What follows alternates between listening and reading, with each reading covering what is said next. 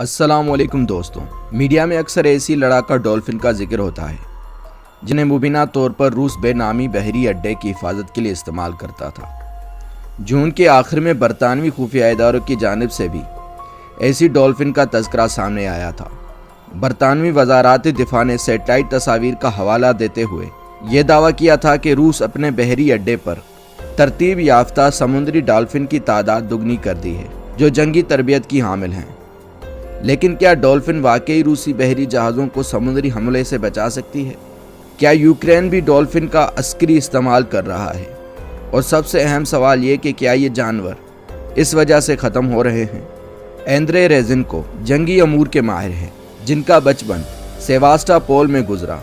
उनका कहना है कि डॉल्फिन कुदरती रडार की हामिल होती हैं जिनकी मदद से वो पानी के नीचे लोगों और अशिया की मौजूदगी काफ़ी फासले से ही जान सकती है। उनका कहना है कि इन सलाहियतों को जंगी मकासद के लिए इस्तेमाल करने के इरादे से रूस ने पहली बार 1970 में एक खुसूसी यूनिट कायम की थी। ये खुफिया तजर्बाती मंसूबा था जिसका मकसद साइंसी तहकीक था। इस तजर्बे के मकसद ऐसे तेज़ रफ्तार बहरी जहाज़ तैयार करना था जो पानी में ज़्यादा शोर मचाए बिना हरकत कर सके। एंद्रे रेजिनको के मुताबिक बाद में चंद तरतीब याफ्ता डॉल्फिन रूसी बहरिया के हवाले कर दी गई और 1975 से उनको रूसी बहरी अड्डे की हिफाजत के लिए इस्तेमाल किया जाने लगा। इनका दावा है कि यह डॉल्फिन एक हथियार से लैस होती है और किसी को हलाक करने की सलाहियत भी रखती है, खुसूसन ऐसे गोताखोरों को जो रूसी बहरी जहाज़ों को तबाह करने के इरादे से ज़ेरे समुद्र आ सकते हैं। उन्होंने वजाहत की कि इन डॉल्फिन पर एक नेज़ा नस्ब किया जाता है और उन्हें तरबियत दी जाती है कि कैसे ज़ेरे समंदर किसी गोताखोर के सीने में उसे घोंपा जा सकता है।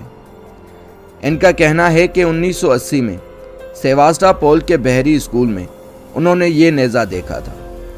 यूक्रेन की आज़ादी के बाद डॉल्फिन पर साइंसी तजुर्बात करने वाला इदारा यूक्रेन की मिल्कियत बन गया और अस्करी तजुर्बात रोक दिए गए।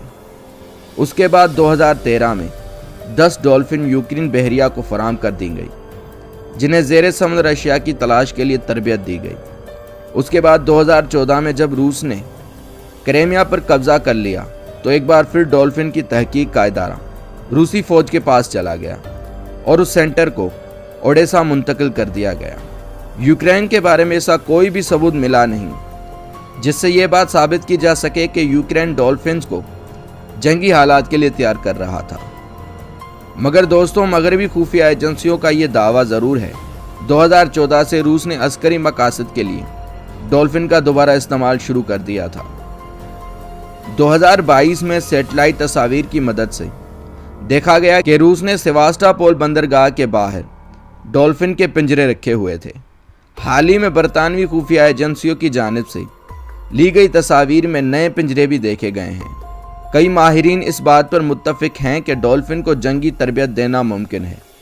एक माहिर गोताखोर समुद्र के अंदर ऐसी डॉल्फिन से नहीं बच सकता जिसको ख़ास इस अमल की तरबियत दी गई हो। मगर रूसी बहरी जहाज़ों को गोताखोर तखरीबकारों से ख़तरा नहीं बल्कि ड्रोन से ख़तरा है, जबकि रूस की बहरी अड्डों पर कई बार ड्रोन हमला हुआ भी है। दोस्तों, मगरबी टेक्नोलॉजी ने मसनूई ज़हानत की मदद से चलने वाले आबदोज़ को भी मुमकिन बना दिया है जिन्हें ज़ेरे समुंदर अस्करी मकासद के लिए इस्तेमाल किया जा सकता है। इस डॉल्फिन का ताल्लुक बहरे अस्वद में बसने वाली मखसूस नस्ल से है जिसे बॉटल नोज डॉल्फिन कहा जाता है। समुद्र में रहने वाला ये जानवर इंसान दोस्त और बेहद अक्लमंद होता है। कुछ वाक़यात ऐसे भी हुए हैं कि डॉल्फिन ने डूबते हुए इंसान को बचाया है और कई मरतबा शार्क को भी दूर किया है।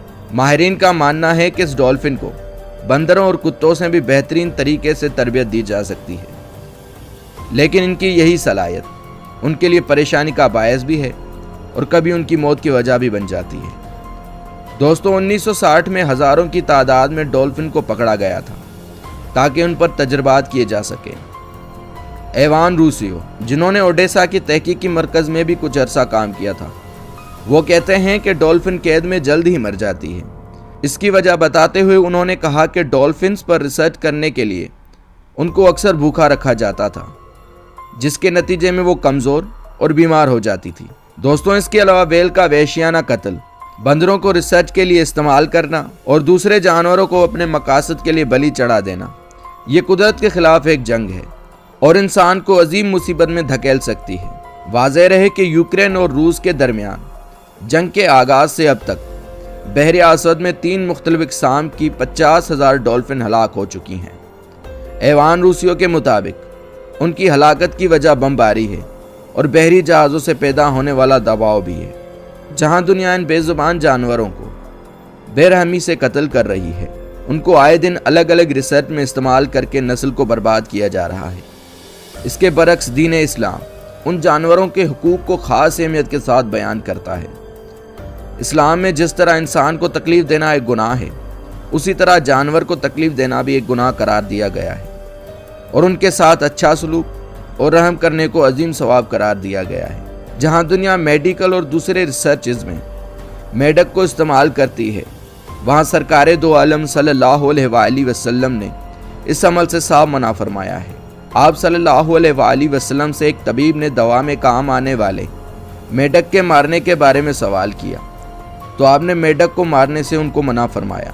इन जानवरों का सबसे अहम हक ये है कि हम इंसान इन बेज़ुबान जानवरों को अल्लाह की मखलूक समझें और उनके साथ रहम का मामला करें, क्योंकि इस्लाम वो वाहिद दीन है जो रहमत और सलामती का दीन है।